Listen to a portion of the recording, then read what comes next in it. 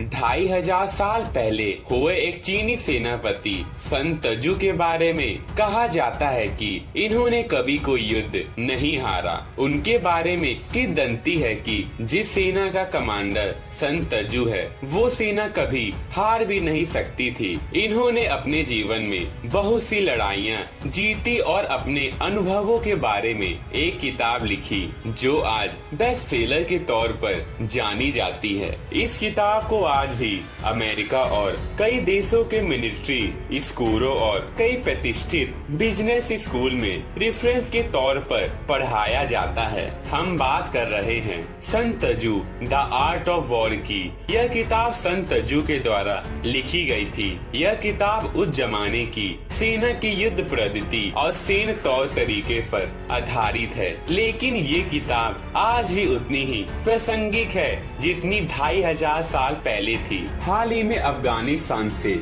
अमेरिकी सेना की वापसी पर सन तजू की एक उक्ति बेहद सटीक बैठती है कि लंबे समय तक चलने वाले युद्ध से किसी राष्ट्र को लाभ होने का कोई उदाहरण नहीं है। हाल ही के दिनों में इस किताब को बिजनेस और लाइफ लेसन के लिए भी काफी पसंद किया गया है। आज की तेजी से बदलती दुनिया में जहां जिंदगी के हर कदम पर जंग है, इस किताब को काफी सराहा और पढ़ा जा रहा है। खासकर इस समय में बिजनेस में इसमें बताए गए तरीकों को काफी ज्यादा अहम माना जाता है। यह किताब सैन्य तौर तरीके और मोटिवेशनल किताबों में रुचि रखने वाले को काफी पसंद आएगी। इस किताब के 13 अध्याय में जिंदगी जीने और जीतने के अनूठे और कारगर तरीके पढ़ने को मिलेंगे। इस किताब में मुख्य रूप से सेना के कार्य करने की नीति और युद्ध रणनीति को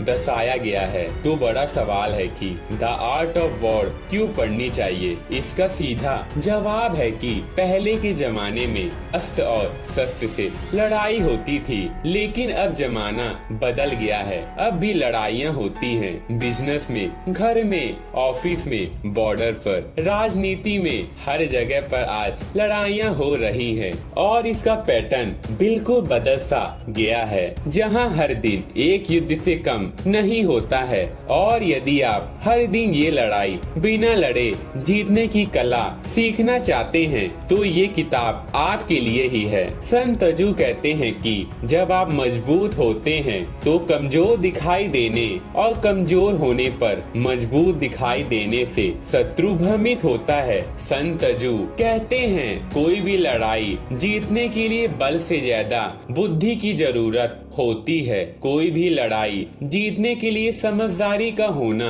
बहुत जरूरी है। अगर आप समझदारी दिखाते हैं तो आप आधी लड़ाई तो ऐसे ही जीत जाते हैं। अराजकता के बीच अवसर भी है। उनका मानना है कि जीतने के लिए जानना जरूरी है कि कब लड़ना है और कब नहीं लड़ना है। एक चीनी कहावत है कि यदि रात चलते समय हर व्यक्ति को जवाब देने लगे तो आप कभी भी अपनी मंजिल तक नहीं पहुंचेंगे। अगर आपको मंजिल तक पहुंचना हो तो आप समझदारी के साथ बिना कुछ बोले आगे बढ़ते रहें। उनकी नीति है कि सबसे बड़ी जीत वे है जिसके लिए किसी लड़ाई की आवश्यकता नहीं पड़ती। उनका मानना है कि किसी भी युद्ध में पैसा, समय और ऊर्जा तीनों बर्बाद होती है। युद्ध में परिणाम चाहे जो हो, जीत जिसकी भी हो, नुकसान सबका होता है। एक सफल योद्धा उसे माना जाता है जो युद्ध की नौबत ही नहीं आने देता है, और यदि युद्ध की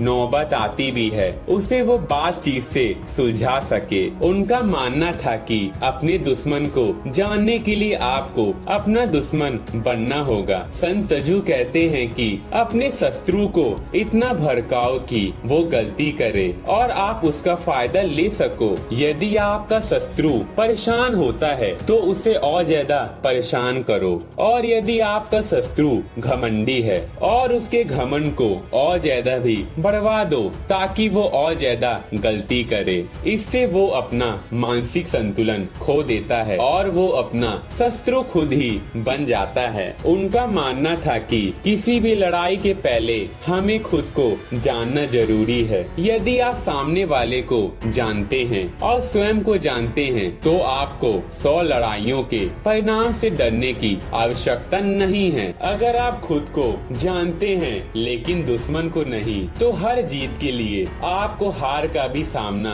करना पड़ेगा। यदि आप ना तो दुश्मन को जानते हैं और ना ही स्वयं को, तो शर्तियाँ आप हर युद्ध में पराजित होंगे। आज माना जाता है कि information is the two success, लेकिन 2500 साल पहले ही संत तजु ने सूचना तंत्र के बारे में विस्तार में लिखा था। उनका कहना था, युद्ध जीतने के सबसे बड़ी नीति अपने शत्रु की कोई ऐसी जानकारी हासिल करो कि आप उसे दबा सको। आपके पास आपके शत्रु की जितनी ज्यादा जानकारी होगी, आप उसकी शक्ति और कमजोरी को जान सकते हैं और उसकी कमजोरी का फायदा लेकर जी सकते हैं। ऐसे ही अनेक शानदार अनुभवों और उक्तियों से भरी इस किताब से हम ढेरों सबक ले सकते हैं जो आज के दौर में जिंदगी में बेहद उपयोगी सिद्ध हो सकती है। तो दोस्तों, ये थी संत तजु की the art of war book के बारे में सारी जानकारी। अगर आपको ये वीडियो अच्छी लगी हो तो चैनल को सब्सक्राइब और वीडियो को लाइक और शेयर करना न भूले। वीडियो को देखने के लिए धन्यवाद।